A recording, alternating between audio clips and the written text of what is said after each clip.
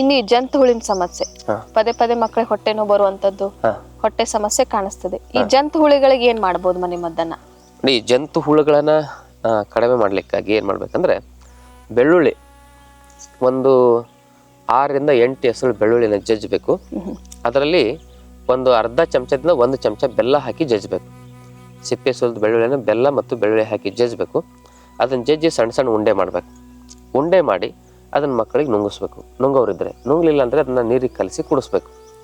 ಒಟ್ಟಿನಲ್ಲಿ 6ರಿಂದ 8 ಎಸಳು ಬೆಳ್ಳುಳ್ಳಿ, ಅರ್ಧದಿಂದ 1 ಚಮಚ ಬೆಲ್ಲ, ಇದೆರಡನ್ನು ಜಜ್ಜಿ ಪೇಸ್ಟ್ ಥರ ಮಾಡಿ ಗುಳಿಗೆ ಮಾಡಿ ಅದನ್ನು ನುಂಗಿಸ್ಬೋದು, ಅಥವಾ ನೀರಲ್ಲಿ ಕಲಸಿ ಕುಡಿಸ್ಬೋದು. ಹೀಗೆ ರಾತ್ರಿ ಕುಡಿಸಿ ಮಲಗಿಸೋದ್ರಿಂದ ಅದೇನಾಗುತ್ತೆ ಅಂದರೆ, ಆ ಬೆಲ್ಲದ ಆಸೆಗೆ ಜಂತು ಹುಳುಗಳು ಏನಾಗ್ತವೆ ಅಂದರೆ ಹೊರಗೆ ಬರ್ತವೆ. ಅವೆಲ್ಲ ಕರಳಿಗೆ ಹಿಂಗೆ ಹಿಡ್ಕೊಂಡ್ಬಿಟ್ಟಿರ್ತವೆ.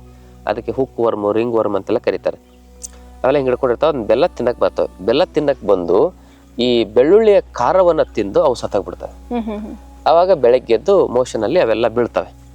ಇನ್ನು ಆಯುರ್ವೇದದಲ್ಲಿ ಜಂತು ಹುಳುಗಳಿಗೆ ವಿಶೇಷವಾಗಿರ್ತಕ್ಕಂಥ ಔಷಧಿಗಳಿದಾವೆ. ವೈದ್ಯರ ಸಲಹೆಯನ್ನು ತೆಗೆದುಕೊಂಡು ಔಷಧಿಗಳನ್ನು ಕೂಡ ಬಳಸ್ಬೋದು.